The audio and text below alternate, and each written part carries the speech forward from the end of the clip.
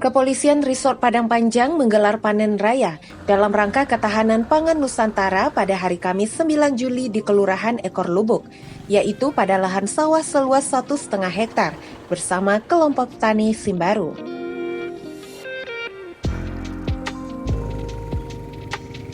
Saya atas nama pemerintah daerah mengucapkan banyak terima kasih khusus kepada Polri dan TNI yang sudah melakukan kegiatan ini yang dinamakan dengan Panen Raya Sumatera.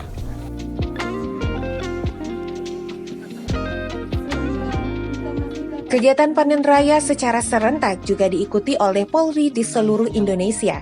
Turut hadir Kapolda Sumbar yang diwakili Kabid Humas Polda Sumbar, Kombes Pol Stefanus Satake Bayu Setianto SIK, Kapolres Padang Panjang, AKBP Apri Wibowo SIK, Wakil Wali Kota Padang Panjang Dr. Andes Asrul, Forkopimda, dan pejabat lainnya.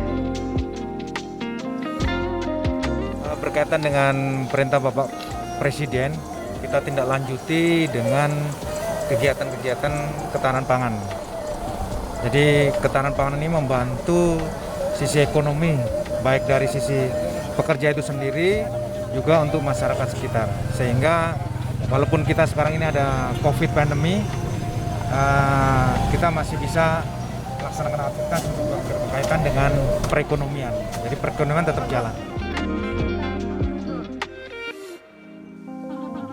Ada beberapa tanaman yang ditanam, antara lain padi, bawang merah untuk di lokasi Polres Padang Panjang ini. Ya, jadi kegiatan ini juga kita mendukung program pemerintah dan dalam rangka juga menghadapi situasi dan kondisi di mana kita menghadapi kondisi COVID, di mana perekonomian lumpuh, turun. Setidaknya dengan kegiatan kami ini akan membantu masyarakat.